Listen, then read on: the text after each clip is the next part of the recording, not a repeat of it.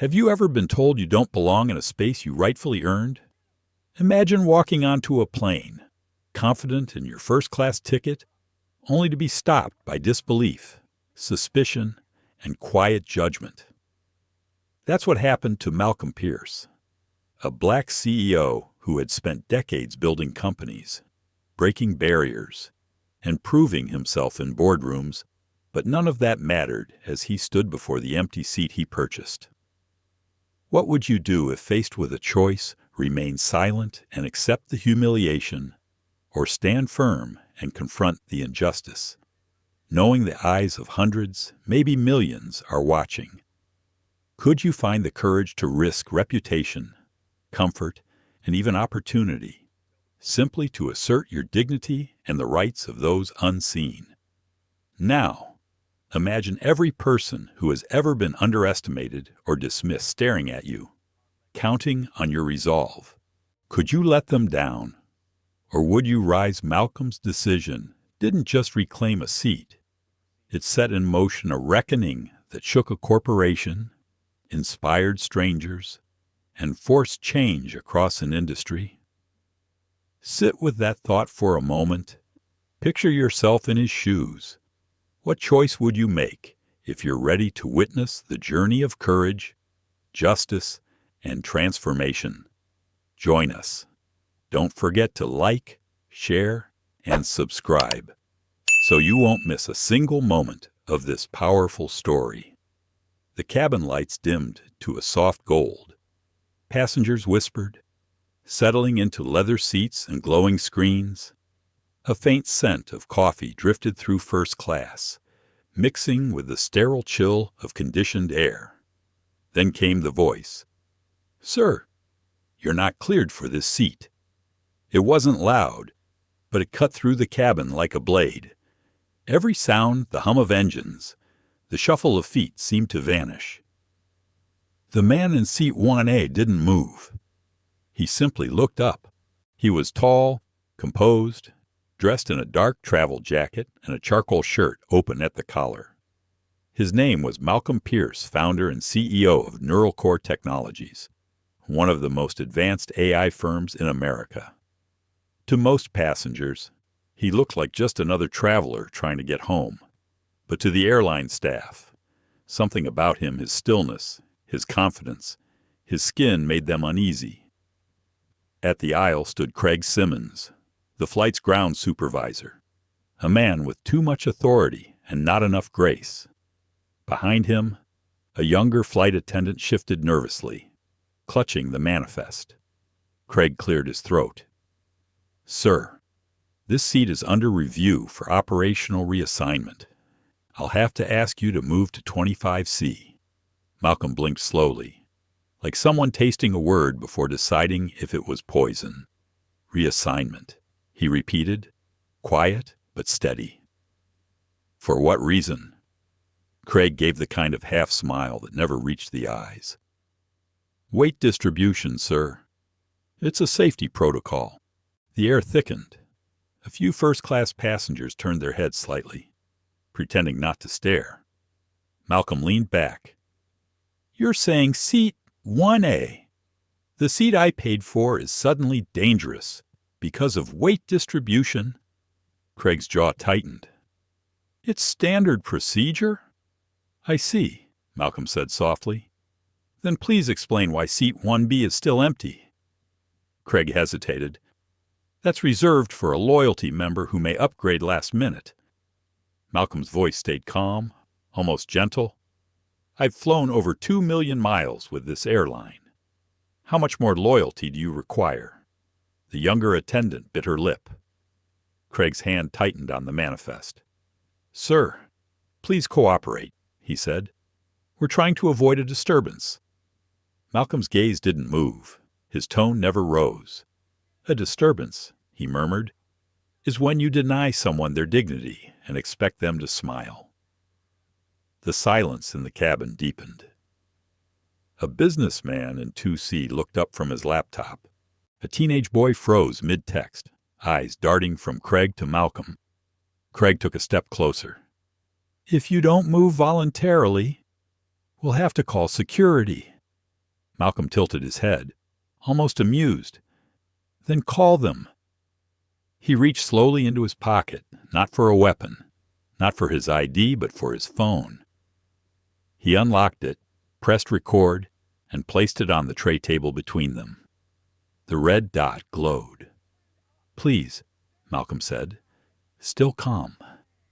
Document everything, because the world deserves to see what loyalty looks like. The attendant swallowed. Craig shifted his stance. For the first time, his confidence cracked. From the back of the cabin, someone whispered, "What's happening?" Another voice replied. "They're trying to move him out of first class." A low hum of murmurs spread. The cabin felt suddenly alive, not with conversation, but with tension. Phones rose quietly, like a forest of glass eyes. Malcolm didn't look at them. He simply folded his hands on his lap, his wedding band catching the overhead light. His breathing was slow, even deliberate. The flight attendant whispered, "Mr. Simmons, maybe we should." Craig cut her off. "No. Rules are rules." Malcolm looked up again. His eyes deep, quiet, unwavering, met Craig's. "And justice," he said, "isn't a rule. It's a choice." Craig opened his mouth, then closed it. He didn't understand why he suddenly felt small. The intercom clicked. "Cabin crew, prepare for pushback." But no one moved. At that moment, a man in a gray suit appeared near the boarding door, an upgrade request in hand. "Excuse me," he said cheerfully. "Any chance of a first-class seat?" Craig's demeanor transformed instantly. His voice turned bright, professional. "Of course. Sir, let me see what we can do." The keyboard clicks sounded sharp and deliberate. Craig smiled.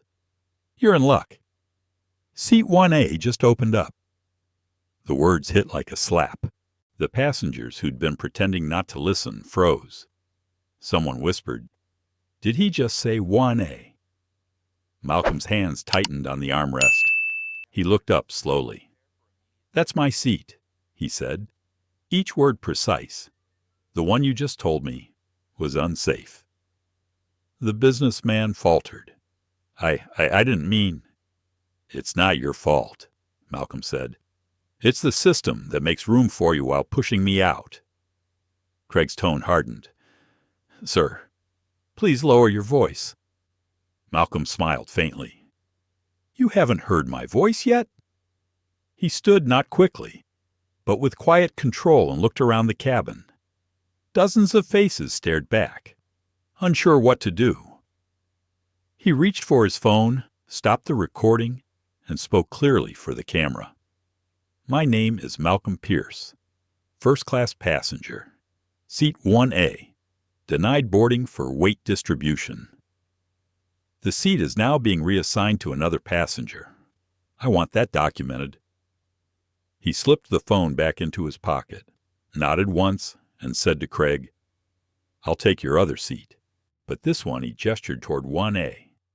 "The leather untouched, shining under the reading light, will stay empty. Everyone on this flight will see exactly what your company thinks of its loyal customers."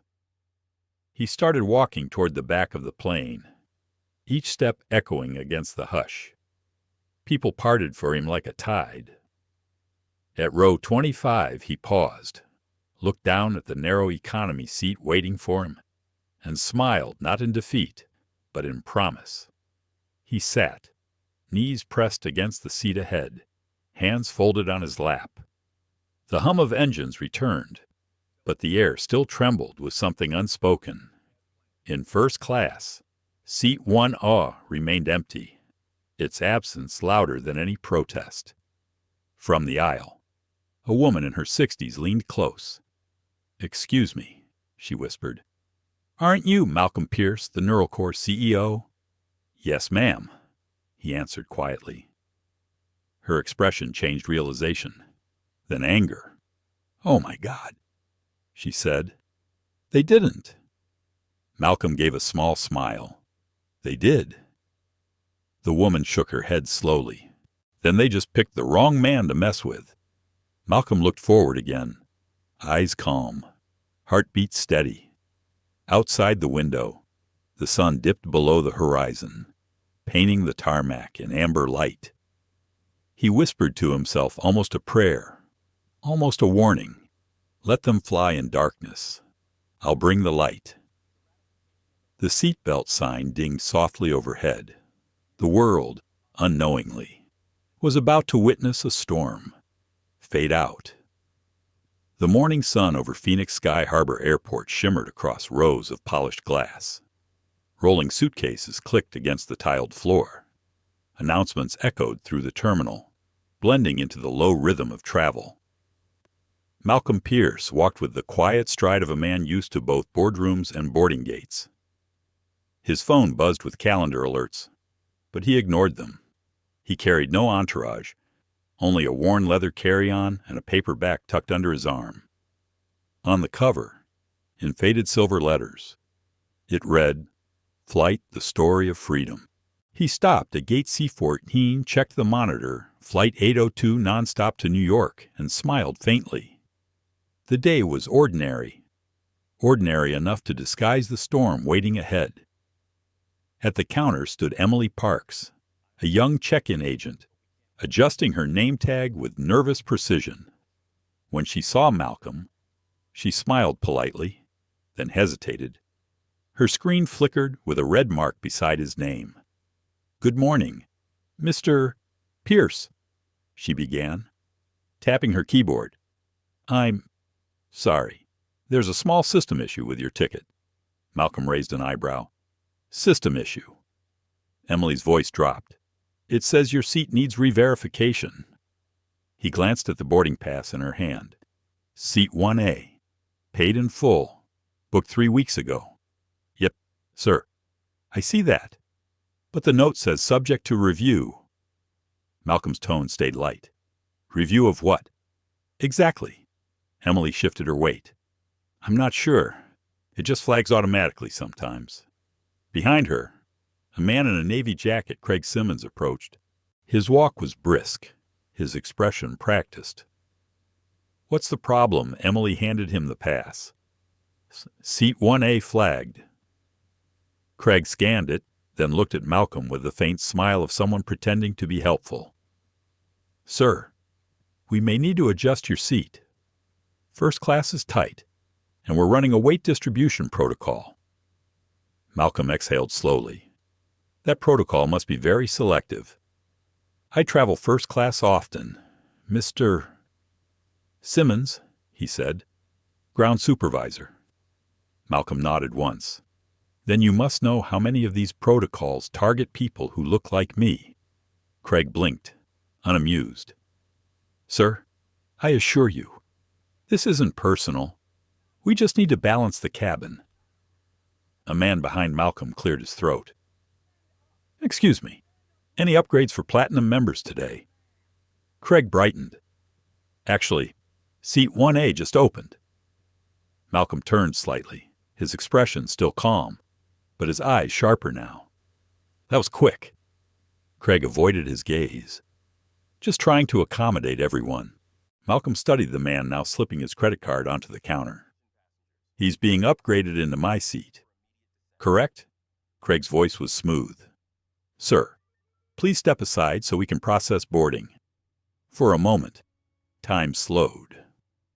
The light outside shifted across Malcolm's face, revealing the faint scar near his temple, a reminder from years ago when he'd slept in his car while building NeuroCore's first prototype. He had seen this pattern before the smile, the excuse, the dismissal wrapped in procedure.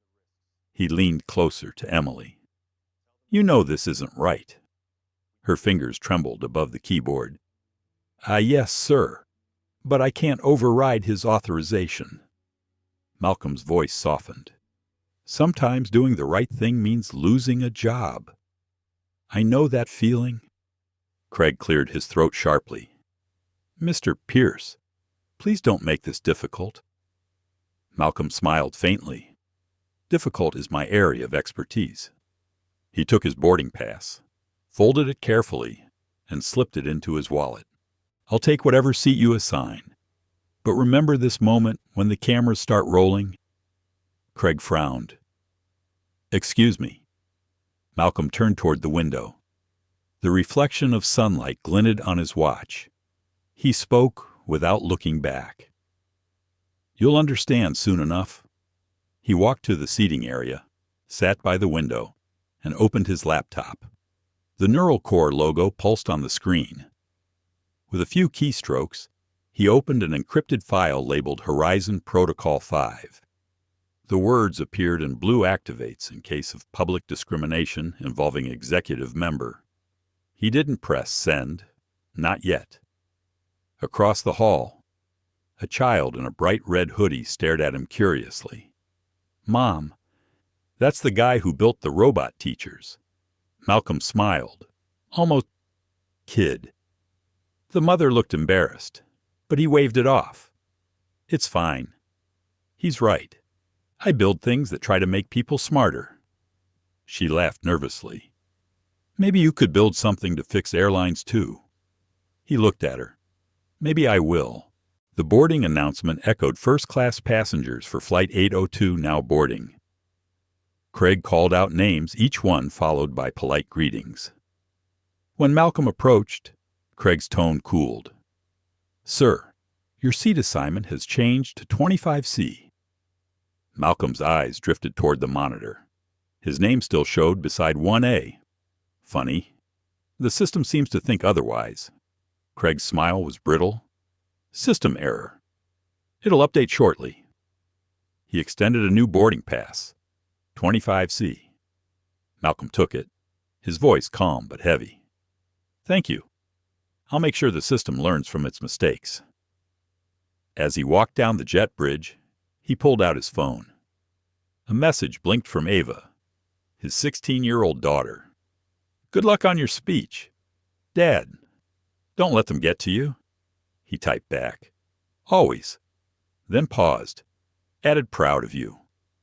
At the entrance to the plane, a young attendant greeted him. "Welcome aboard, Mr. Pierce." He smiled gently. "Thank you, Rosa. Isn't it?" Her eyes widened. "You remember me, of course," he said. "You helped me when my flight got canceled last winter. You were kind. That's rare in this business." Rosa blushed, lowering her voice. "I saw what happened at the gate. I'm sorry. It wasn't right." Malcolm nodded. "Keep doing your job with heart. That's how change starts." He moved through first class. Seat 1A glowed under the cabin light, perfectly made, untouched. Across the aisle, a white businessman settled comfortably into 1B, pretending not to see him. Malcolm's steps were unhurried, deliberate. Every pair of eyes followed him as he continued down the narrow aisle into economy, where the air felt warmer, heavier. He placed his bag overhead, sat down in 25C, and fastened his belt.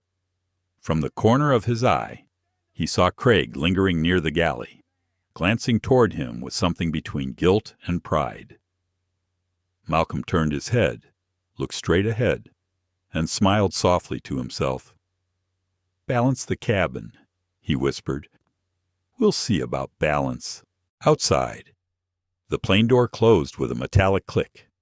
The hum of the engines began to rise. He opened his notebook and began writing. A single line stretched across the top of the page. "When they try to move you, remember, truth is heavier than fear." The seatbelt light flickered on. The flight attendant's voice filled the cabin. Cheerful, rehearsed, but underneath the routine, tension curled like smoke. Malcolm glanced at his reflection in the window.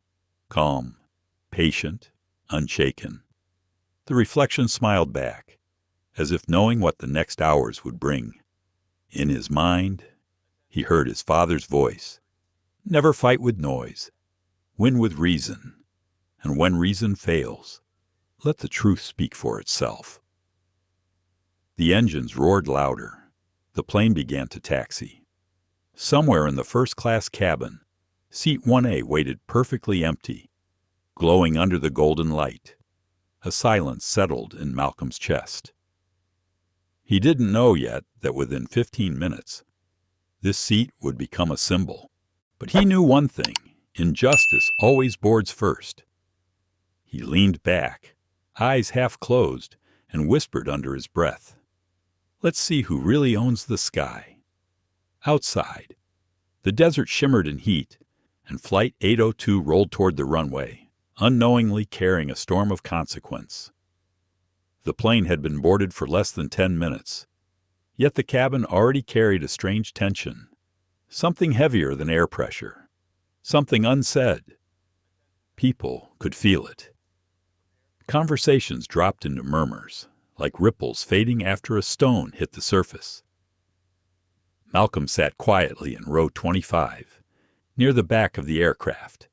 The seat felt small, built for shorter legs and smaller dreams. A crying child somewhere behind him kicked the seat rhythmically. The man in 25B, a tired mechanic smelling faintly of motor oil, offered a polite nod. "Rough morning." "Huh," Malcolm smiled faintly. "You could say that." The flight attendant, Rosa Delgado, walked the aisle checking belts. When she reached his row, she paused. "Mr. Pierce," she whispered softly, leaning close. "The front seat. It's still empty." He lifted his eyes. 1A. She nodded. "Yes. Craig told us not to reassign it until takeoff." Her brow furrowed. "But no one came. It doesn't make sense." Malcolm's expression stayed calm. "Maybe it's waiting for the truth to sit down." Rosa hesitated, caught between duty and conscience. If anyone asked, "I didn't say that." "You didn't," he said gently. "You're just doing your job."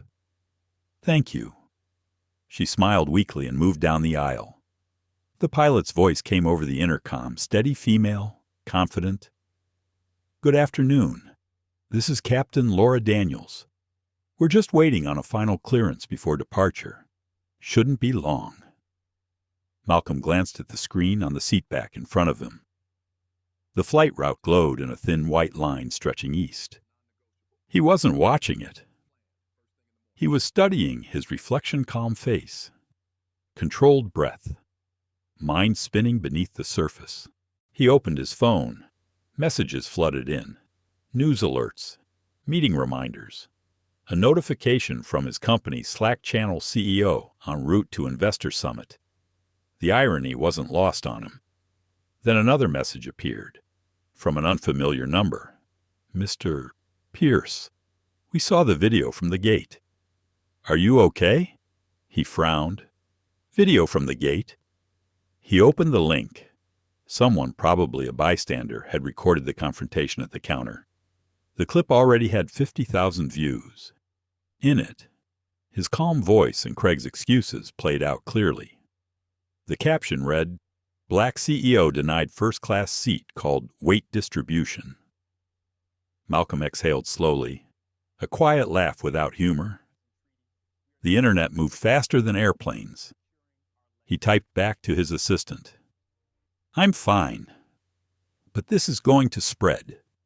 Prepare comms quietly." 2 rows ahead, a teenager in a denim jacket whispered to his mother, "That's the guy from the video." The mother shushed him, but her eyes lingered on Malcolm with curiosity and something else, respect. The murmur of passengers grew as notifications buzzed around the cabin. Someone whispered, "That's the NeuroCore founder." "Right," another voice replied. "No way. He wouldn't be sitting back here." Rosa appeared again, pushing the beverage cart, though no drinks had been requested. She stopped near Malcolm, lowered her voice. "The gate supervisor still outside. He's talking to security." Malcolm didn't react. "Of course he is. I think he's worried the video's gone viral." He looked up at her. "Good. Maybe the world needs to worry, too." At the front, The curtains separating first class fluttered as someone stepped through. Dr. Hannah Brooks, a calm woman with silver hair and the authority of age. She moved down the aisle until she reached Malcolm's row. "Mr. Pierce," she said, voice low. "I recognized you. I just wanted to say I saw what happened." He smiled faintly. "Thank you, Doctor. You didn't have to come back here." "I did," she said simply. "I've been a surgeon for 30 years. I've watched bias cut deeper than any scalpel. I'm tired of pretending it doesn't exist." Her words hung there, quiet but steady. A few nearby passengers listened, pretending not to. Malcolm nodded once, gratitude flickering in his eyes. "Then you understand why I'm not moving. Some lessons don't start until someone stays seated." Rosa returned to the front. The cabin lights dimmed slightly. The air hummed. And then a voice broke the stillness. Craig Simmons. He stood near row 12, speaking loudly to another flight attendant. "We can't have disruptions. If he refuses to comply, we'll have to remove him before pushback. Doctor..." Brooks turned sharply. "He's not disrupting anything. He's sitting quietly, more politely than most of your passengers." Craig ignored her. "We follow rules here, ma'am." Malcolm rose from his seat slowly, not in anger, but in composure. "And which rule says my seat doesn't belong to me?" The aisle went silent. Even the child behind him stopped crying. Craig's voice stiffened. "Sir, please sit down." Malcolm's eyes met his, calm, unwavering. "You've already taken my seat." "Mr. Simmons, don't take my dignity, too." Phones lifted again. Someone whispered, "Is this still streaming?" Another answered, "It's already trending." Rosa looked pale near the galley. Captain Daniels appeared from the cockpit doorway, drawn by the commotion. "What's going on here?" Craig turned quickly. Passenger refusing instructions. The captain's gaze moved to Malcolm. Sir Malcolm spoke evenly. "I was reassigned from a paid first-class seat for reasons that were never explained. I complied. I haven't raised my voice, but he's trying to escalate this." Captain Daniels studied both men. The tension in her shoulders eased slightly. "All right," she said firmly. "Everyone take a breath. No one's being removed from anything. Let's keep calm until we confirm details." Craig's jaw tightened, but he stepped back. Malcolm sat again. His heartbeat slowed, but inside his chest, something else began to rise. Resolve. He unlocked his phone once more. The livestream counter showed 300,000 viewers. Comments scrolled by faster than he could read them. "This is discrimination. Stay calm. King. Expose them," he whispered to himself. Almost a vow. Let the truth fly faster than their planes. The captain disappeared back into the cockpit. Craig retreated toward first class, muttering into his headset. The hum of whispers spread again. From her jump seat, Rosa caught Malcolm's eye and gave the smallest nod solidarity. Quiet, but real. Minutes passed. The engines roared, but clearance still hadn't come. Then Malcolm's phone vibrated again. A text from his assistant. "You're trending summer 1 on Twitter. The board is aware." He stared at the screen. The situation had escaped the cabin. It now lived in the world beyond, a world of headlines and judgment. He exhaled, feeling both weary and strangely calm. Injustice had taken his seat, but visibility had handed him a microphone. "Doctor..." Brooks leaned over and whispered, "What will you do?" He looked out the window, where the desert horizon shimmered under the heat. "Nothing," he said softly. "For now. I'll let them reveal themselves." She studied him for a moment, then nodded. Sometimes silence is the loudest statement. The intercom chimed again. "We're awaiting a final weight verification before departure," the captain announced. Passengers chuckled quietly at the irony. Someone said aloud, "Maybe they're still weighing their conscience." Laughter rippled a small rebellion, disguised as humor. Malcolm smiled for the first time since boarding. He turned his phone camera on again, set it against the seat tray, and whispered to the audience now numbering 500,000, "I'm not here to fight. I'm here to remind people that respect shouldn't depend on your skin tone or your seat number. You can take away the leather, but you can't take away dignity." The cabin erupted with soft applause. Not loud, but enough to echo. Rosa turned her face so the camera wouldn't catch her smiling. Outside, ground staff moved frantically. Inside, truth gathered momentum like an engine about to ignite. Malcolm folded his hands, closed his eyes, and let silence settle around him. The empty seat in first class gleamed under its private light, a spotlight waiting for history to catch up. The plane hadn't left the ground, but a movement had already taken flight. The engines began to rumble, but the plane didn't move. People shifted in their seats, glancing around as if waiting for a cue from someone who knew what was going on. The tension had changed shape. It was no longer the quiet discomfort of a small injustice, but the charged stillness before something larger broke loose. Malcolm sat with his hands clasped, thumbs gently tapping together, a small rhythm of thought. His phone rested face down on the tray table, the glow of unread messages bleeding faintly through the glass. Rosa passed by with her clipboard, whispering updates to the flight crew. She glanced toward him briefly, an unspoken connection in her eyes that said, "Hold steady." He gave a subtle nod. Craig Simmons appeared near the front of the cabin again, speaking to a uniformed security officer who had just boarded. The man was large, with the careful movements of someone trained to de-escalate, but ordered to act. Passengers grew restless. A murmur rolled down the aisle.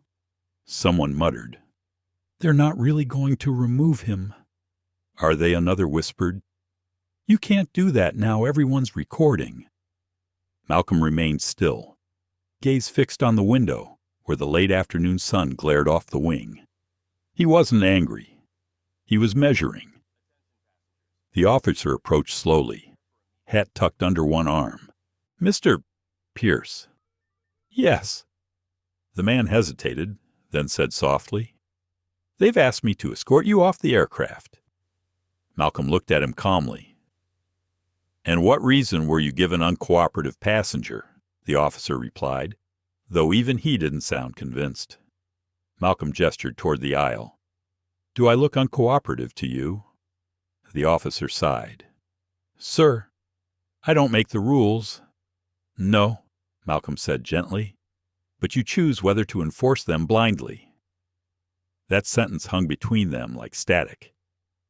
The officer's eyes softened. Around them, cameras pointed, red recording lights blinking like tiny witnesses. From row 12, Dr. Brooks rose from her seat. "Officer," she said firmly, "you should know that this man has done nothing wrong." "I saw it." "The entire plane saw it," Craig snapped. "Ma'am, please sit down." But she didn't. "No," she said, her voice trembling but fierce. "I've stayed quiet too many times before." The cabin erupted with murmurs of agreement. Someone clapped. Another voice shouted, "Let him sit where he paid to sit." The officer shifted awkwardly, clearly outnumbered by conscience. He turned to Craig. "Maybe we should step outside and clarify this first." Craig's voice hardened. "We have protocols. Follow them." Malcolm spoke softly, but the quiet made it more powerful. "You keep saying that word. Protocol. As if it excuses everything." Craig glared. Mr. Pierce, please cooperate before we escalate this. Malcolm smiled faintly. By all means, escalate. But make sure you spell my name correctly on the report. The young man in the denim jacket from earlier raised his phone. It's live, he whispered to his mother. Everyone's watching this in real time. In first class, a woman stood up tall, elegant, with a red scarf draped around her neck. If this flight leaves without him in that seat, she announced loudly, you'll have more than a PR issue. You'll have a revolution. Craig's face went pale. He reached for his radio. I need guidance from operations, he hissed. Malcolm folded his hands. Calm as stone. You'll get more guidance than you asked for. He reached for his phone and unlocked it. The signal bars glowed strong. He opened a secure app labeled Aurora and typed a single command. Activate Horizon Protocol 5. The app confirmed engaging immediate oversight mode. He placed the phone back on the tray, the screen facing up. The passengers around him could see it flash briefly. Neural core internal audit triggered. Dr. Brooks frowned. What did you just do? Malcolm looked at her. I turned on the lights. Within moments, messages began appearing on screens across the cabin. People gasped as notifications popped up from news outlets. Breaking Neural Core CEO Malcolm Pierce livestreams discrimination incident aboard Aero Western Flight 802. The livestream counter skyrocketed past 1 million. Hashtags exploded. Seat 1A. Let 'em sit. Fly fair. Craig's radio crackled with static. Operations to gate C-14. Hold departure, a voice said. Do not push back. We're getting calls from corporate legal. Rosa exchanged a look with another attendant, whispering, It's going viral. They're freezing flights. Captain Daniel stepped out from the cockpit, eyes sharp. Craig, what's going on? Control just asked if I've grounded the plane. Craig stammered. He's initiating some kind of media stunt. Stunt doctor, Brooks repeated, incredulous. It's the truth. Malcolm rose slowly, tall and deliberate, facing the cabin. The security officer took a step back instinctively, not out of fear, but out of respect. Everyone, Malcolm said, voice carrying with quiet authority. I don't want chaos. I want clarity. I was denied a seat I paid for, and that's not just a mistake. It's a message, one that says some of us still need to prove we belong. The plane went silent, except for the hum of the engines still idling. He continued. I built technology that runs half the nation's airports. Neural core systems track your safety, your luggage, your flight paths. Right now. They're watching this feed. So let's make it educational. He turned to Craig. How many passengers have been moved from premium seats under your weight protocols in the last year? Craig said nothing. Malcolm stepped closer. You don't know I do. I have the records. 241 cases. 90% of them black or brown passengers. That's not weight. That's bias. A collective gasp swept the cabin. Phones rose again, capturing every word. The captain's face hardened. Is that true? Craig?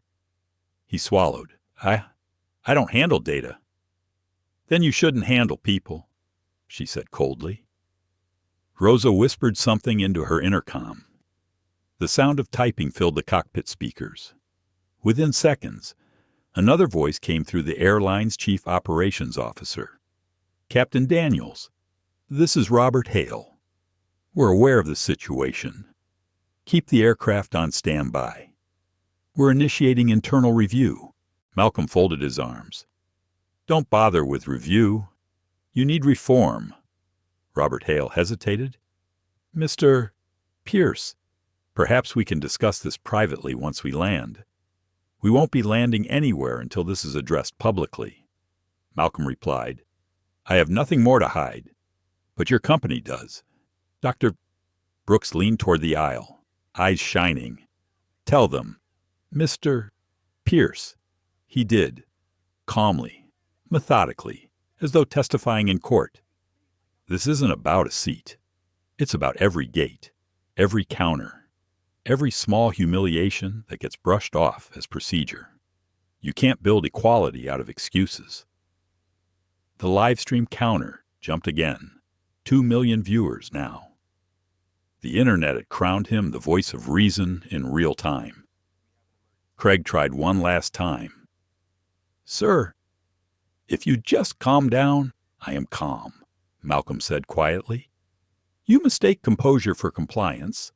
I've been calm my entire life, and you've mistaken it for permission. That line broke something open." Applause thundered through the cabin. Passengers in economy stood. Even a few in first class clapped from behind the curtain. Rosa wiped her eyes discreetly. Captain Daniels nodded once, as though something inside her had just aligned. "Mr. Pierce," she said into the microphone, "you've made your point, and I agree with it." Then she turned to Craig. "As captain of this aircraft, I'm grounding Flight 802 until further notice." The cabin erupted in shock. Craig sputtered. "You can't, I can," she said, her voice steady. "And I just did." Through the windows, the runway lights reflected off the glass, turning the cabin into a mirror of faces, some stunned, some smiling, all changed. Malcolm sat back down slowly. His phone buzzed. A new message from his assistant media everywhere. "The board wants to speak with you immediately. Investors are asking for comment." He typed back, "Tell them they'll get one when justice gets its seat." Outside, the plane went still, engines fading to silence. The sky above Phoenix turned from gold to deep blue. For the first time in hours, the world held its breath. The air inside the cabin had grown heavier. People weren't whispering anymore. They were waiting. The screens above each row still glowed with the frozen flight path, a white line that went nowhere. Outside, the late afternoon sun dipped behind the control tower, spilling a reddish hue across the tarmac. The plane sat there, suspended between movement and meaning. Malcolm Pierce leaned back, breathing in the metallic scent of recycled air. He had spent most of his life controlling storms, never chasing them. But now, for the first time, the storm had arrived on its own. Captain Laura Daniels stood in the aisle, headset resting around her neck. "Ladies and gentlemen," she announced, "our flight will be delayed until further notice. Please remain seated while we await instructions from operations." No one complained. People just watched Malcolm. Some recorded him quietly. Others simply observed, unsure whether they were witnessing a scandal or history. From her jump seat, Rosa Delgado scrolled through her phone. Her eyes widened. She turned to another attendant. "Look at this 3 million views. Hashtags everywhere. It's on every major network." The other attendant whispered, "You think he knew this would happen?" Rosa looked toward Malcolm, who sat calm and silent. "He didn't plan it," she said softly. "He just refused to back down." Craig Simmons, on the other hand, was unraveling. He stood near the galley, speaking rapidly into his headset. "No, we can't have him controlling the narrative. Get legal here now. I don't care what it takes. We need to get him off the plane before what?" The thought stuck in his throat. He looked up and met Rosa's gaze. For the first time, he seemed unsure. Inside the cockpit, Captain Daniels listened through her earpiece as the operations director spoke over static. "Laura, we need to control optics. Hold the aircraft. Don't let any passengers deplane yet. Corporate comms are scrambling." "Scrambling," she repeated. Her tone even. Maybe they should have scrambled before this happened. The voice on the other end hesitated. "Laura, just Keep it contained." She switched off the mic. Contained. That word stung. She stepped out of the cockpit again and looked down the aisle. "Mr. Pierce," she said quietly. "Corporate wants to move you into a private room at the terminal to talk. Off camera." Malcolm turned his head, eyes calm. "They still don't understand. It's not about me. It's about everyone who never gets that invitation to the private room." "I know," she said softly. "But they're panicking. You've started something they can't stop." Malcolm smiled faintly. "Then maybe that's the lesson." A man in a business suit 2 rows ahead spoke up. "He's right. You can't fix this with PR. You have to face it. Doctor—" Brooks nodded. "They don't need a statement. They need accountability." Craig approached again, his voice tight. "Sir, if you refuse to comply, we'll have to declare you disruptive." Malcolm's response was calm.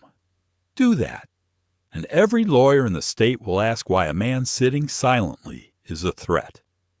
Craig's hands trembled. "You think this makes you a hero?" "No," Malcolm said quietly. "It makes me visible." That line spread through the cabin like an echo. Rosa repeated it under her breath, almost a prayer. Visible. At that moment, the cabin intercom crackled again. "Captain Daniels." The voice of Robert Hale came through, strained. "You are to hold position. The FAA has requested clarification. They've been alerted to a possible violation of passenger rights policy." The captain frowned. "You mean they're watching this, too?" "They're watching everything," Hale said. Malcolm's phone vibrated. He looked down to see a message from his board's general counsel. "Malcolm, we stand by you. Whatever happens, we'll handle the fallout." He typed back, "This isn't fallout. It's foundation." He pocketed the phone and stood. The motion drew every eye in the cabin. Slowly, he walked forward, stopping in the space between first class and economy, the narrow curtain half closed, like a wall between 2 worlds.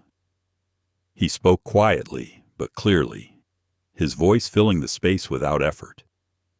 "You can draw curtains. You can divide seats. You can call it class. But let's be honest, this is still about color. And until someone says that out loud, you'll keep pretending you don't see it." A hush fell. The words hit something deeper than anger. They hit recognition. Rosa felt tears rise. The man in the business suit looked down, ashamed. "Doctor," Brooks pressed a hand over her heart. Even Captain Daniels looked momentarily shaken. Malcolm continued, "I've spent my life building systems that are supposed to make the world smarter, fairer. But every algorithm, every policy, every line of code is only as fair as the people who create it. Today isn't just about one seat. It's about every invisible line that tells someone where they can and can't exist." He paused, letting the silence breathe. "They call it weight distribution. I call it imbalance of humanity." Outside, lights from emergency vehicles reflected off the fuselage. Security officers gathered by the stairs, talking into radios. Cameras flashed beyond the glass. The world was watching. Craig tried to regain control. "Sir, please sit down." Malcolm turned to him. "You keep giving orders like gravity depends on them." Craig's face reddened. "You're jeopardizing this entire flight." "No," Malcolm said softly. "I'm grounding it." The phrase seemed to vibrate through the metal walls. Grounding wasn't defeat. It was reclamation. Rosa whispered to the captain, "He just said the title of the story we'll all be telling tomorrow." Captain Daniels exhaled. "Yeah, and none of us will ever forget it." Suddenly, The cabin lights flickered. The PA system popped with static. The passengers looked around nervously as the plane's systems rebooted. Malcolm tilted his head. "They're trying to cut the feed." He unlocked his phone, tapped a command. His company's secure satellite connection activated automatically. The live stream resumed, stronger than before. A cheer erupted from the back rows. "He's back online," someone shouted. The feed counter jumped 5 million viewers now. The headlines updated CEO groundsplane. Over racial bias. "Live coverage," Craig shouted toward the cockpit. "Kill the Wi-Fi now. Captain Daniels didn't move. You want me to interfere with federal communication frequencies? Not happening." He glared at her. "You're siding with him." She met his eyes. "I'm siding with what's right." Outside, airport vehicles began surrounding the aircraft. Flashing lights painted the cabin walls in waves of blue and red. The entire plane had become a stage. Malcolm looked out the window. "Funny," he said quietly. "They bring the lights when the truth finally lands." The officer from earlier, Grant Lewis, returned. His voice was gentler this time. "Mr. Pierce, corporates asked if you'd consider stepping off voluntarily." Malcolm studied him. "Would you?" Grant hesitated, then shook his head. "Not if I were you." "Then you have your answer?" Grant nodded slowly, turned to Craig, and said under his breath, "You're on the wrong side of this." Craig froze, the words hitting harder than any argument. "Dr." Brooks reached out, touching Malcolm's arm lightly. "Whatever happens next, you've already changed something." He smiled faintly. "Change doesn't start in comfort."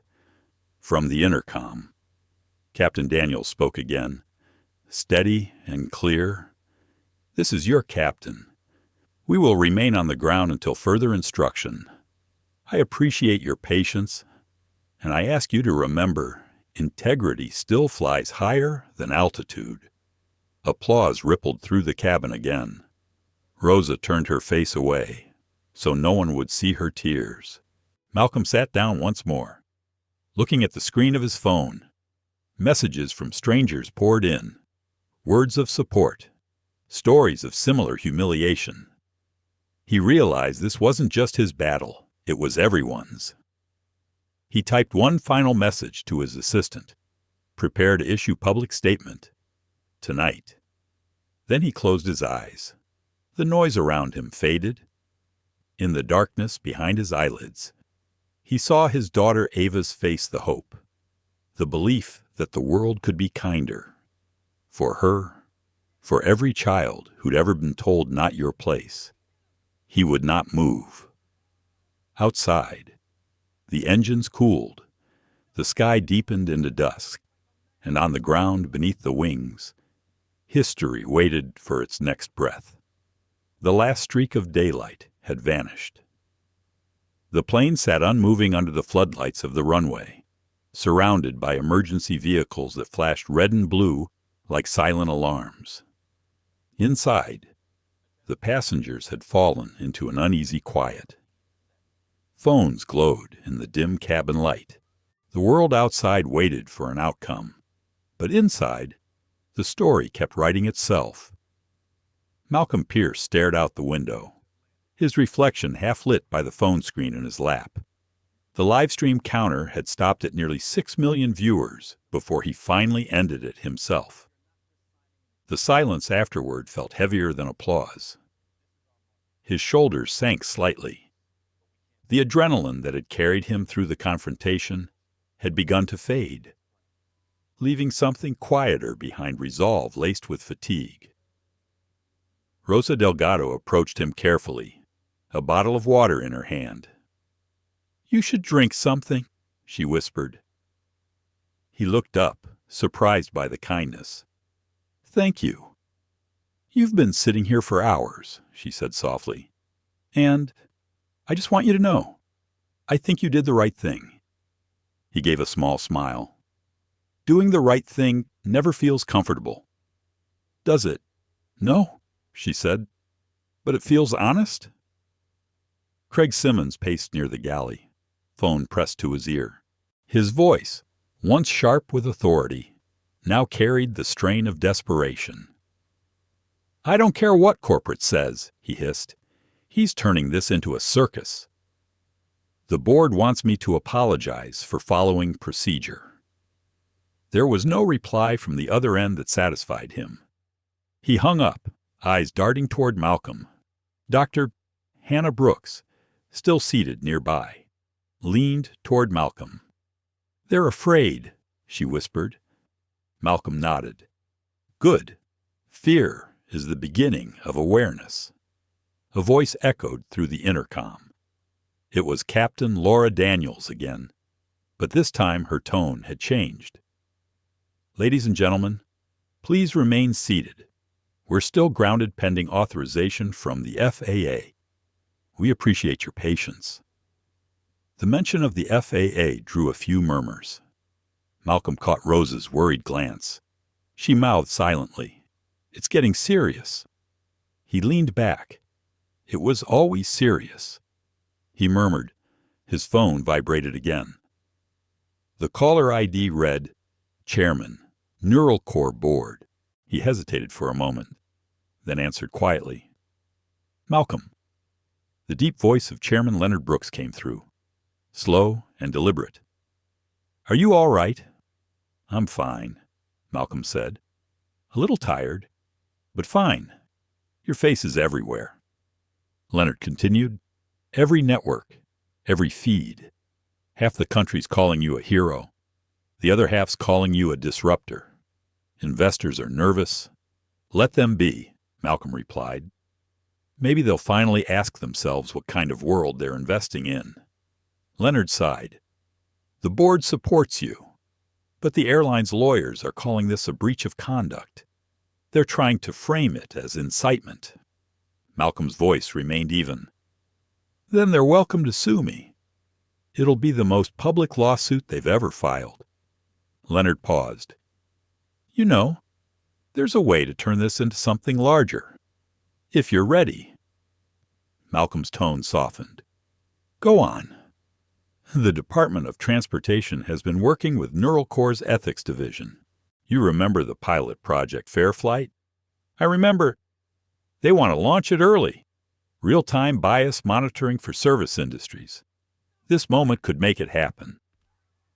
Malcolm looked out the window again. So we use their injustice to build the blueprint for justice. Leonard's voice carried a hint of pride. Exactly. But you'll need to play this smart. Stay calm. Let the story grow by itself. We'll move from behind the scenes. Malcolm nodded. Thank you, Leonard. He ended the call and closed his eyes. The hum of idle engines filled the silence. Craig's voice broke through again. This is insane, he muttered, pacing faster. I'm not losing my job over this. Captain Daniels stepped out from the cockpit, then maybe start acting like someone who deserves to keep it. Craig froze. Excuse me. You heard me, she said.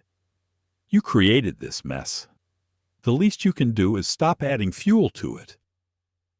Rosa watched from a distance, caught between admiration and fear. No one had ever spoken to Craig like that before. Doctor, Brooks whispered to Malcolm, she's risking her career? Malcolm's reply was quiet but sure. So is everyone who's ever chosen conscience over comfort. Outside, the door of an airport vehicle slammed. A group of officials in dark jackets approached the stairs. The crew exchanged uneasy glances. They're here, Rosa said under her breath. The door at the front of the plane opened. Cool air rushed in. A man in a gray suit stepped aboard, flanked by two assistants carrying clipboards. His badge read, FAA, Regional Compliance Director. Captain Daniels met him near the cockpit. Director Hayes, I assume you've seen the footage. He nodded grimly. Every minute of it. My phone hasn't stopped ringing since... Craig tried to step forward, forcing a professional smile. Sir, this has all been blown out of proportion. I followed standard protocol. Hayes raised a hand. Save it. We're not here for your excuses. He turned to Malcolm. Mr. Pierce, I'm Director Hayes. I want to personally apologize for what you've experienced today. The FAA takes allegations of discriminatory conduct very seriously. Malcolm inclined his head. Thank you, Director. But apology isn't the same as accountability? Hayes nodded. Understood.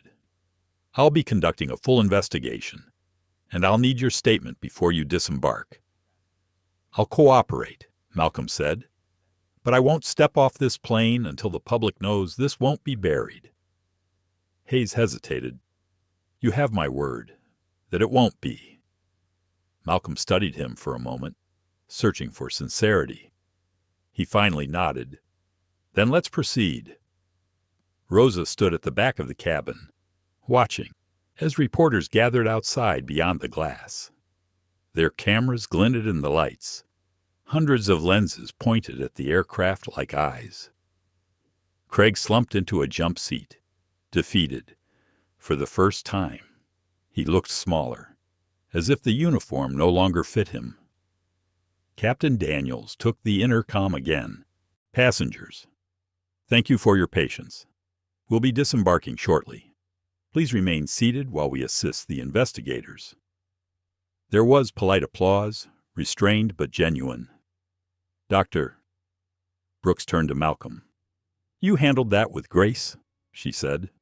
Most people would have yelled. Malcolm smiled faintly. Yelling doesn't teach, listening does. As the officials interviewed crew members near the cockpit, Rosa approached quietly. Mr. Pierce, when they asked me what happened earlier, I told them the truth. I don't know what's going to happen to me for that. He looked up at her, eyes steady. You did the right thing, Rosa. That's the kind of courage systems can't erase. Tears shimmered in her eyes. Thank you. Outside, the first drops of rain began to fall, tapping lightly against the windows. The flash of cameras dimmed behind streaks of water. It looked as though the sky itself had decided to bear witness. Malcolm opened his phone one last time. The stream of messages was endless friends, strangers, journalists, civil rights leaders. One message stood out, a short text from his daughter Ava. Proud of you, Dad. You didn't just stand. You made the world sit up. He smiled softly. That small curve of peace that only a parent could understand. For a brief moment, he allowed himself to feel the weight of it, all the humiliation, the courage, the ripple effect that had begun with one word, no. When the door finally opened for deplaning, he rose slowly. He didn't look back at seat 1A, but everyone else did. It remained empty, glowing faintly under its reading light like a shrine. As he stepped off the plane, cameras erupted outside. Reporters shouted his name, flashes bursting in the rain. He didn't raise his voice or his hands. He simply walked forward, calm and unshaken, a silhouette against the storm, and somewhere above the noise. Captain Daniels' voice carried softly over the intercom. Sometimes, grounding a plane isn't failure. It's the start of flight. The sun rose over Phoenix with the faint smell of jet fuel still lingering in the air. The grounded plane, now surrounded by barricades, sat like a monument to something larger than flight, like the moment when silence had decided to speak. Reporters had stayed through the night. Their tents and cables sprawled across the terminal lot. The entire world had witnessed a man refuse to move. And in that refusal, everything else had started to move. Inside the Marriott conference room, Malcolm Pierce sat at the head of a long oak table, his tie undone, sleeves rolled up. He looked less like a billionaire CEO and more like a man who hadn't slept. Around him sat his legal counsel, media strategist, and Leonard Brooks, the Neural Corps chairman. Leonard spoke first. "You've seen the numbers. Overnight, we add 4 million new app users. Neural Corps stock went up 18%. Malcolm didn't react. And the airline Leonard slid a tablet across the table, down 24% by market close. The board is frozen trading this morning. They're bleeding." "Malcolm." "Good," Malcolm said quietly. "Let them feel what humiliation costs." His communications director, a young woman named Clarissa Vaughn, hesitated before speaking. "We've been flooded with requests. CNN, The Atlantic, The New York Times, even BBC. Everyone wants an exclusive. You're trending as the man who grounded the skies." Malcolm gave a dry laugh. "Catchy. But that's not the story I want told." Clarissa frowned. "Then what do you want the story to be?" Malcolm leaned forward. "That this isn't about me. It's about systems that break people. Quietly. Every day. We're not selling heroism. We're exposing a habit." Leonard nodded approvingly. "Good line." Malcolm stood and walked to the window. The city below looked washed out in morning haze. You know what the problem with being calm all your life is. Leonard people mistake it for acceptance. They think silence is surrender. Leonard replied softly. "Yesterday, you turned silence into signal." Malcolm's phone buzzed. It was a message from Captain Laura Daniels' FAA-confirmed investigation. "Airline PR is collapsing. I may lose my job, but I don't regret a word I said." He smiled faintly and typed back, "You didn't just fly the plane, Captain. You steered history." Meanwhile, across town at Aero Western headquarters, chaos reigned. Executives crowded around screens displaying plummeting numbers. Robert Hale slammed a fist on the table.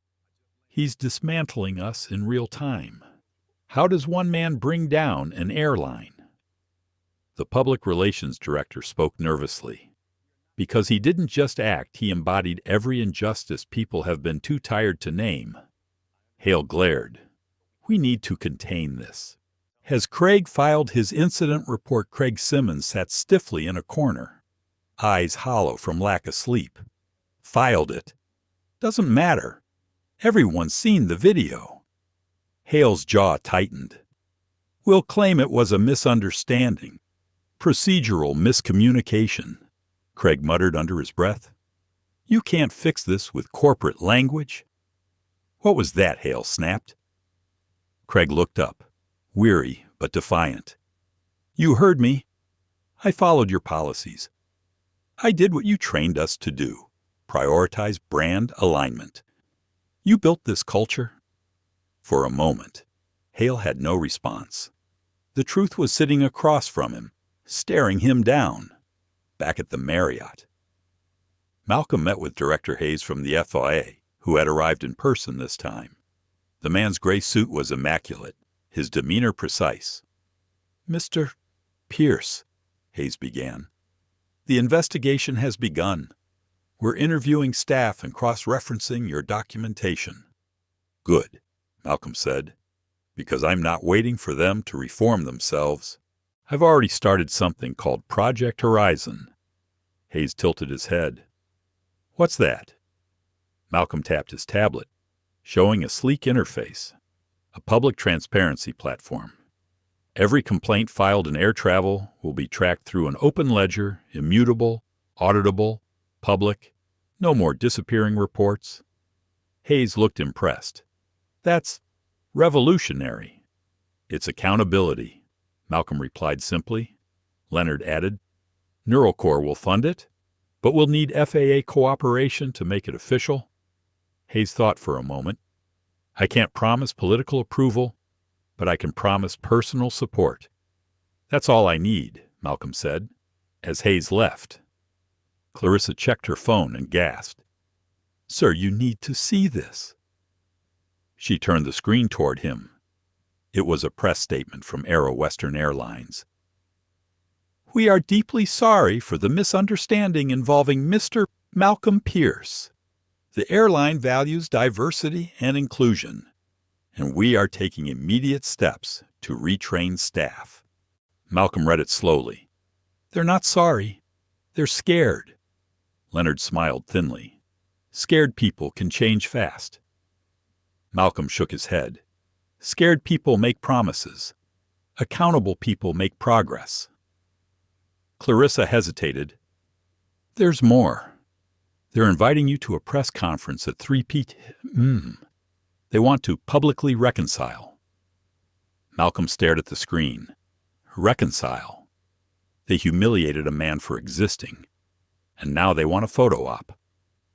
Leonard leaned forward. Then make it yours. Don't attend their stage, turn it into your platform. Hours later, the conference hall was packed. Reporters, cameras, flashes. The Aero Western logo gleamed across the backdrop, like a mirror trying to look clean. Malcolm entered quietly, wearing the same gray suit from the flight. The crowd hushed. The airline's CEO, a polished woman named Evelyn Sharp, greeted him stiffly at the podium. Mr. Pierce, on behalf of Aero Western, I'd like to express our regret. He raised a hand gently, stopping her mid-sentence. Regret is the beginning of healing, not the end. The room stilled. Cameras clicked. Evelyn blinked, caught off guard. Malcolm turned to the audience. I didn't ground that plane for attention. I grounded it because we've been flying through storms pretending they don't exist. You can't fix what you won't face. He gestured toward the cameras. Millions watched one seat stay empty yesterday. But that seat wasn't just mine. It belonged to every person who's been told they don't belong. It belonged to the kid watching from home, wondering if dignity expires at boarding. Reporters scribbled furiously. Some even lowered their cameras, listening. Evelyn cleared her throat nervously.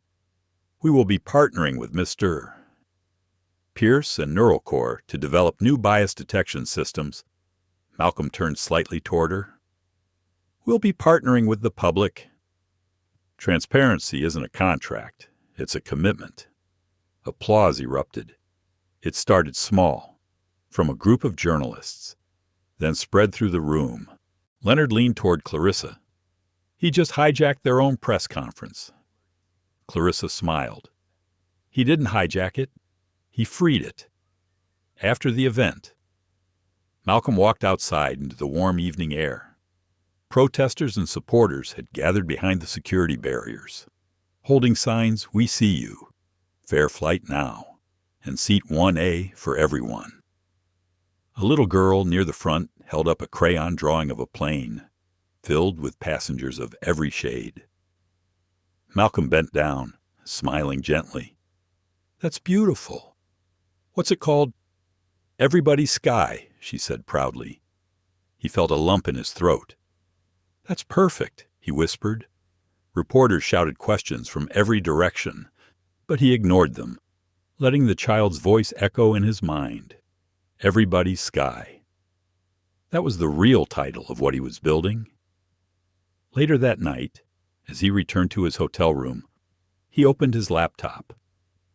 The news ticker at the bottom of the screen read Aero Western to suspend operations for 48 hours, pending full review. He stared at it quietly, the glow of the screen washing over his tired face. For a brief moment, he thought of his late father, who used to fix airplanes at a small hangar in Detroit, never allowed to rise higher because of the color of his skin. "Dad," he whispered, "we're still flying for you." Outside, the city buzzed with restless energy.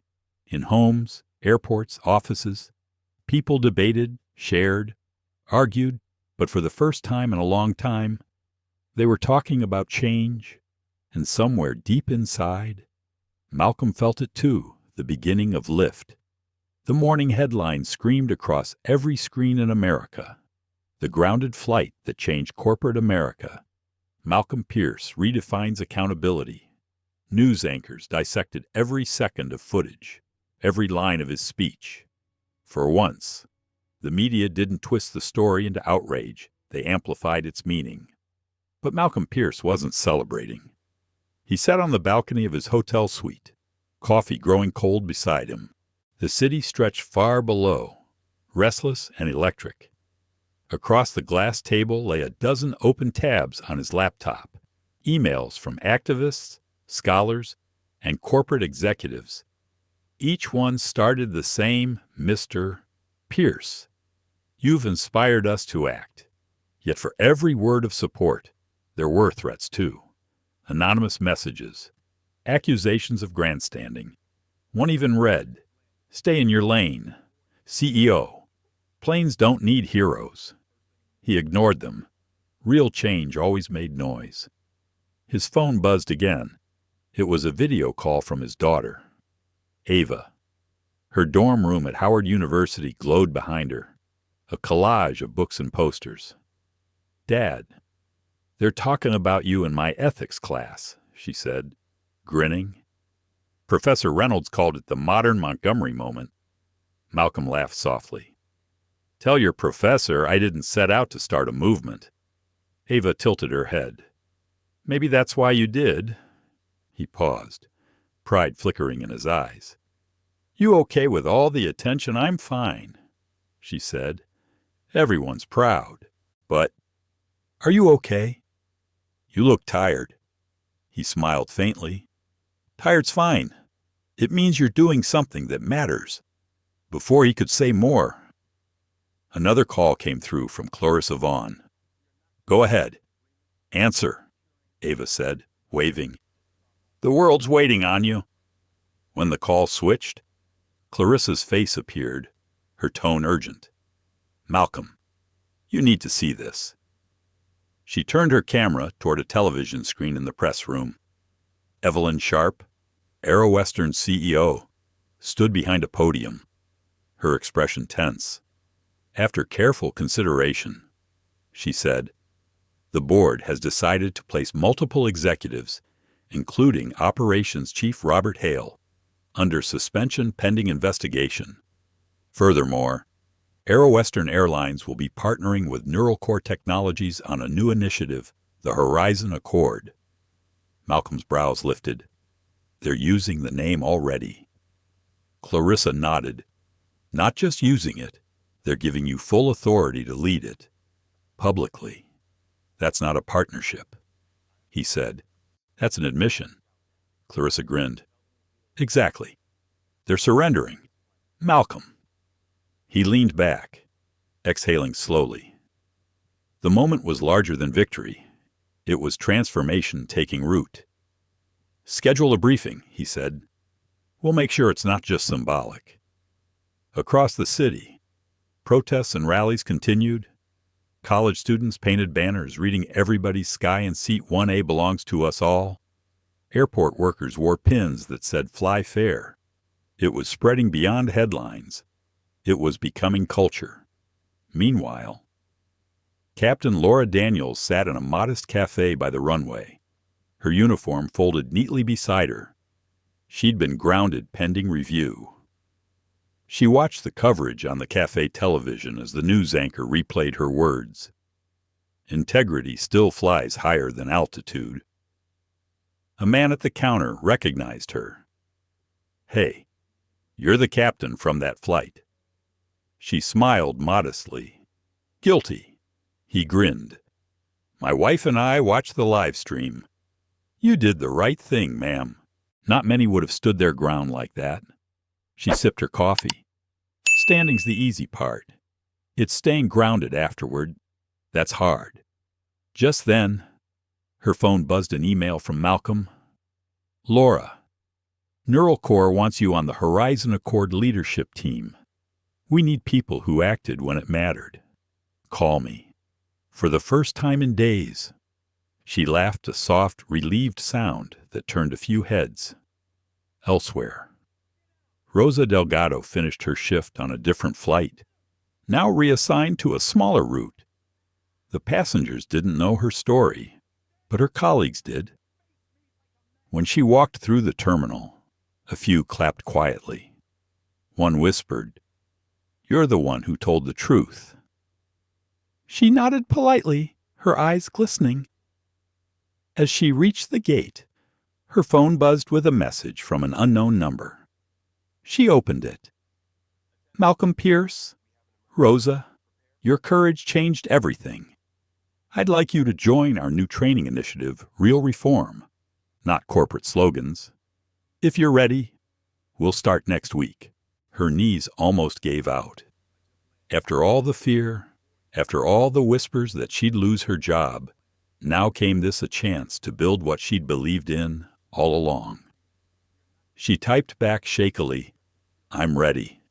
By noon, Malcolm was in a private meeting at the FAA headquarters with Director Hayes. The man greeted him with a firm handshake. "Mr. Pierce, the Federal Review is expanding. We're not just looking at one airline. We're reviewing all major carriers for discrimination patterns. The Department of Justice is following your lead." Malcolm's eyes sharpened. So this wasn't just one flight. It was the whole system. Hayes nodded. Your stand lit the match. Leonard Brooks joined the meeting via video call. "Malcolm, investors are lining up behind Horizon Accord, ESG funds, community organizations, even major unions. They're calling it the most significant corporate ethics movement in decades." Malcolm leaned forward. "Good. Then let's raise the bar even higher. We're not just retraining staff. We're rebuilding how decisions are made, algorithms, check-in processes, bias reporting. Neural Core's tech can audit behavior in real time. No more plausible deniability." Hayes smiled. "That's ambitious." Malcolm looked out the window toward the endless line of grounded aircraft. So was the Wright brothers. As the day wore on, the city buzzed with reaction. Cable pundits debated whether this was too radical or long overdue. Politicians issued statements. Even the president tweeted, "Accountability is the runway to equality." Proud of the citizens who made history in the skies. By evening, Malcolm stood at a downtown plaza where thousands had gathered, candles glowing in the twilight. The crowd fell silent as he stepped up to the microphone. He looked out over faces of every color, every age. "When I said no that day," he began, "I didn't know it would ground a plane, but I did know it was time to ground something else, our silence." The crowd murmured, listening closely. "Change doesn't start in boardrooms." He continued, "It starts in moments when you're told to move, and you stay seated in truth. Yesterday it was a seat on a plane. Tomorrow it might be a classroom, a board meeting, a voting line. Wherever dignity is denied, that's where you sit, and you stay." The applause began softly, then built into thunder. From the crowd, Rosa stood near the front, tears streaming. Next to her, Captain Daniels saluted quietly, a symbolic gesture. Clarissa filmed it all, knowing this was more than history. It was legacy.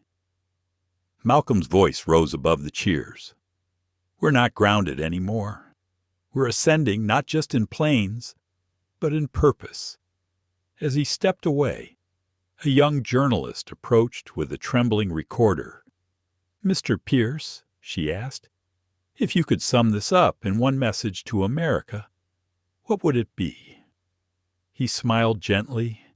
"Simple. Everybody deserves a sky that sees them." The crowd chanted those words softly at first, then stronger, louder, echoing into the night. Everybody deserves a sky that sees them. Malcolm looked up. The first stars were appearing, faint against the lingering glow of city lights. He thought of Ava watching from her dorm, of his father's hands repairing planes he was never allowed to fly, of the child's crayon drawing now pinned to his briefcase.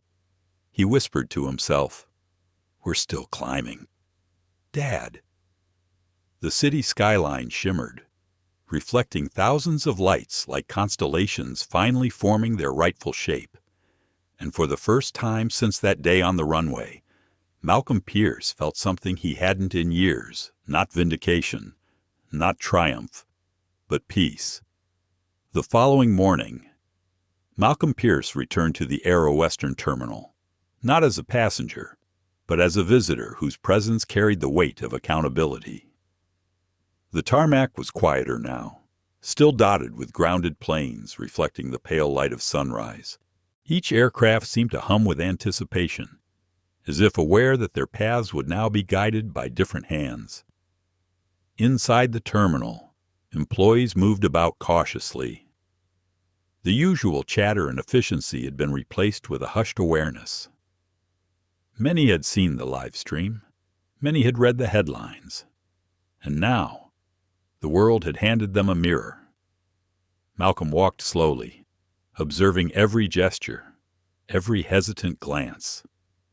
He understood the power of presence. It could challenge behavior without a word, and demand reflection without accusation. Rosa Delgado waited near the staff break room, her uniform crisp, yet her hands shook slightly as she adjusted her ID badge. Malcolm approached. "Rosa," he said gently, "thank you for staying truthful. Your courage kept the story grounded in reality." She smiled faintly. "I didn't know what would happen. I just knew what was right." "That's why I need you now," Malcolm said, lowering his voice. "You'll help lead the Horizon Accord training for all flight crews, not just lessons in procedure, but lessons in human decency." Her eyes widened. "Me, really?" "Yes," he replied calmly. "Courage is rarer than any degree. Rosa, you have it." Meanwhile, in the executive offices, Evelyn Sharp sat with her board. Each member seemed smaller, diminished by the recent events. Their carefully constructed dominance had been exposed as fragile, dependent on unchallenged authority. Malcolm's influence had already shifted the balance of power. Across the room, Robert Hale sat rigidly, trying to appear unaffected, but his trembling hands betrayed him. "This is ridiculous," he muttered. "He can't dictate operations for the entire airline." Sharp's voice was low, controlled. "Mr. Hale, we survived yesterday.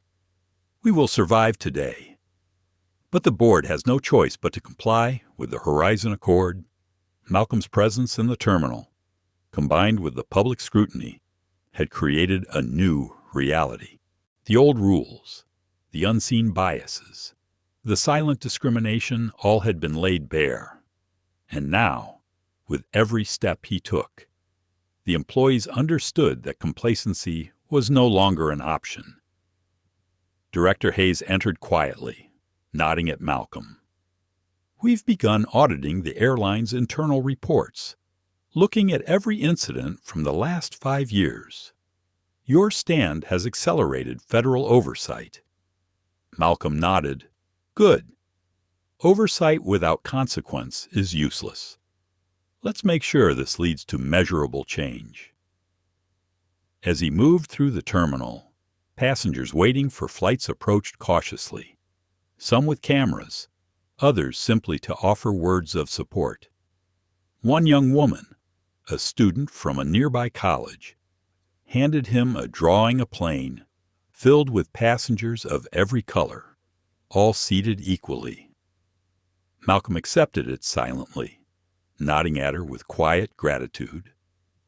Rosa guided him toward a conference area where staff would gather for the first training session. "We'll begin with small groups," she explained.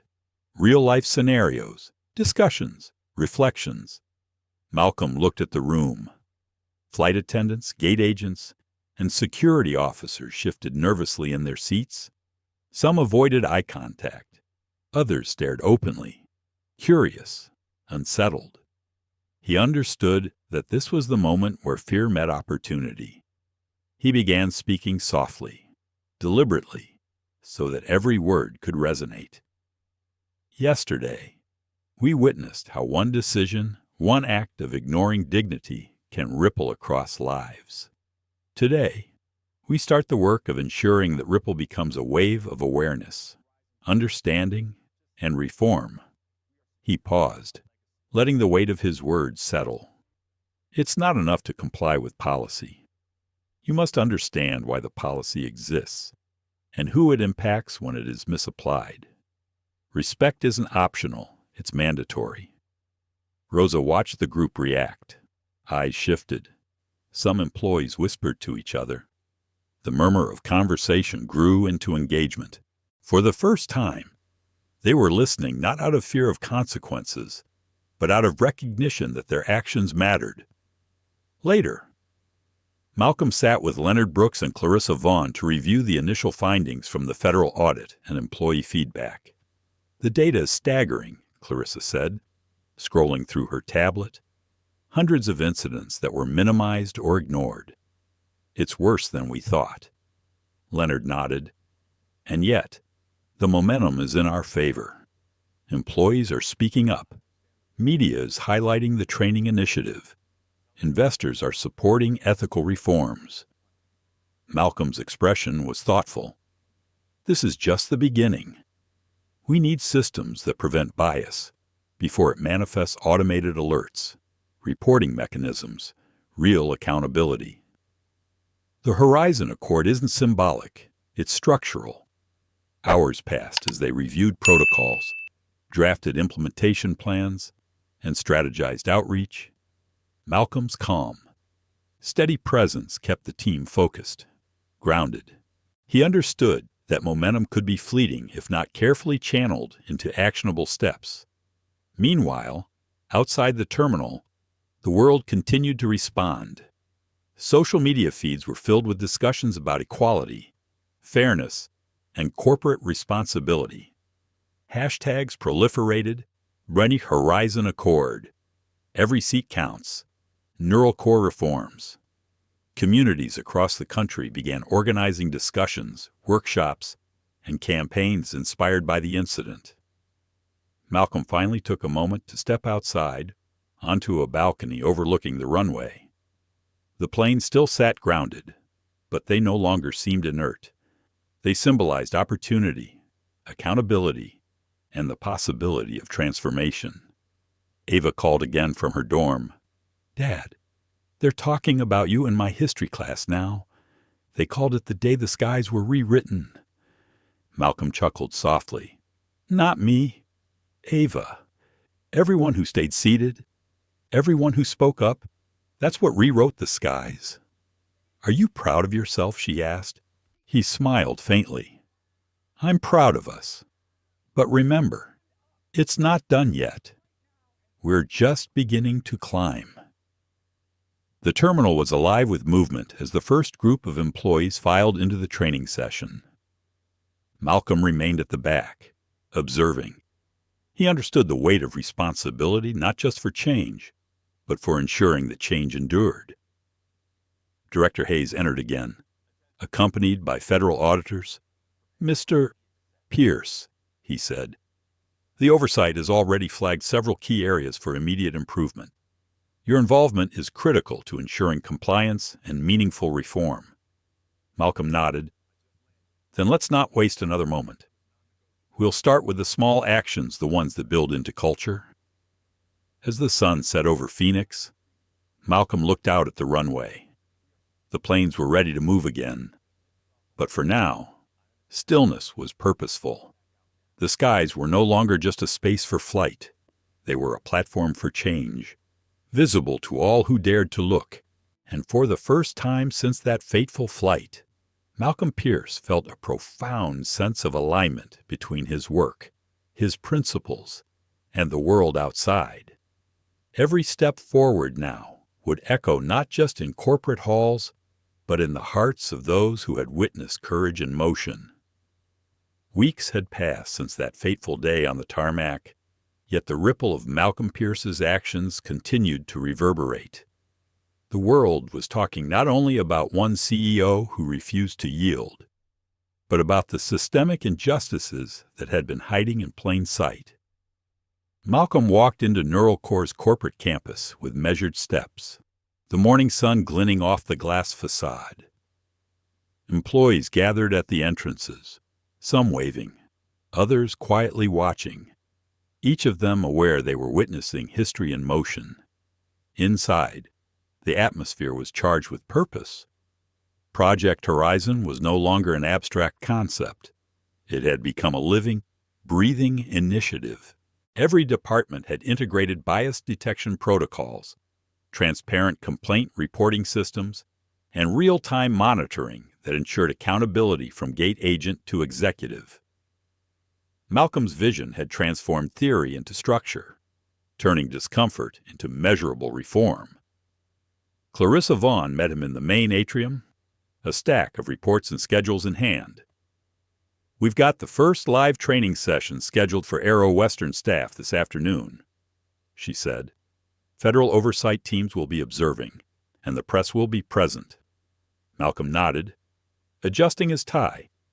"Good. Transparency breeds trust, and scrutiny ensures integrity." Leonard Brooks approached, a tablet in hand. "The investment community is reacting positively. ESG funds are pledging significant resources. They've seen action, not just words." Malcolm's eyes softened. Resources are meaningless without follow-through. "We're going to track outcomes and ensure lasting change." Rosa Delgado arrived, walking with purpose, her uniform replaced by professional attire suitable for training leadership. "I'm ready," she said simply, but her eyes shone with determination. Malcolm smiled faintly. "You're ready, Rosa. That's what matters." Across town, Aero Western executives were under intense scrutiny.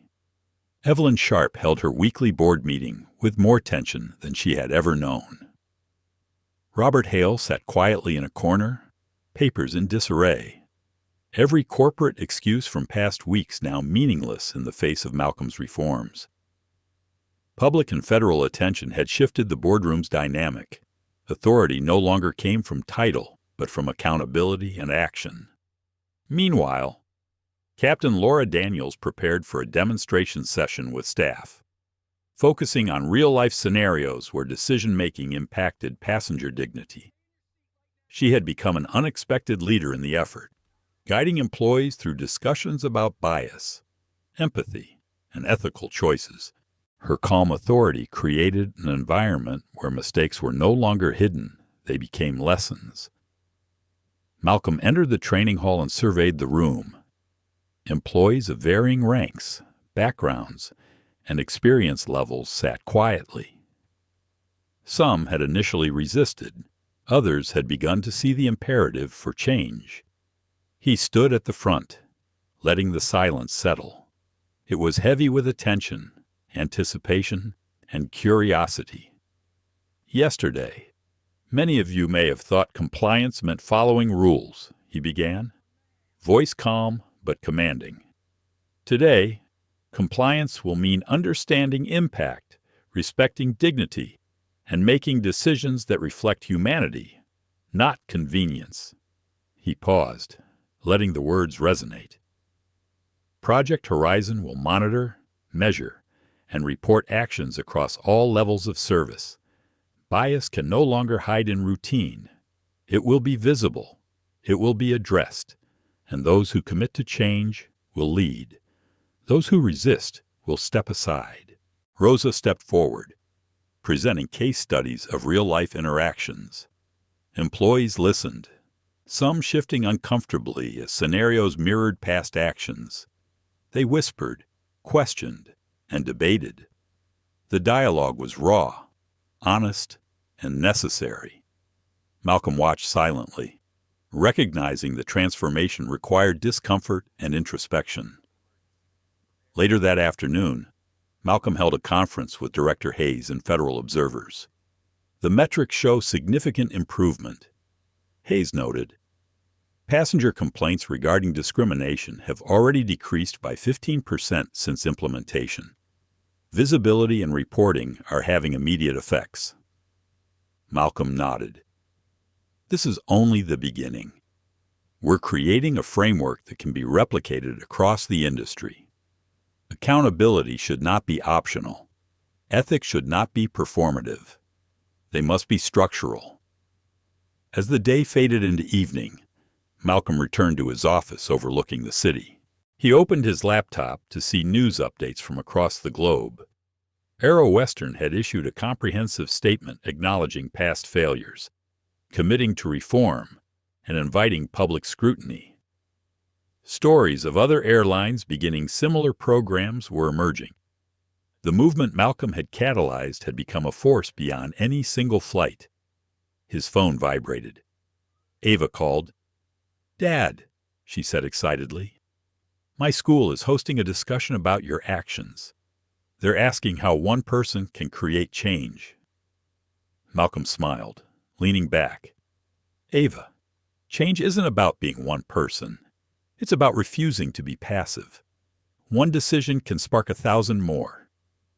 Her voice softened. "I'm proud of you, Dad. You turned an injustice into hope." He exhaled, thinking of the child who had drawn the airplane filled with diverse passengers.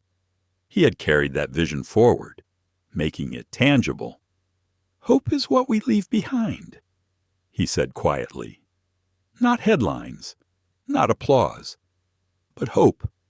Real, actionable hope." Later, Malcolm walked through the NeuroCore atrium, watching employees discuss the day's work. He realized the transformation was now embedded in culture, reinforced by oversight and validated by public accountability. The ripple that began with a single refusal to leave a seat had become a wave reshaping corporate ethics, passenger rights, and the very perception of fairness in aviation. That evening, as the city lights glittered below, Malcolm stood on the rooftop garden, reflecting on the journey. From the empty first-class seat to the nationwide reform, every step had been deliberate, every challenge a catalyst. He felt the weight of responsibility. Yes, but also the quiet satisfaction that action, integrity, and courage had prevailed. He glanced at his phone one last time and saw a message from Rosa. "We're ready to start the next phase. Thank you for trusting me."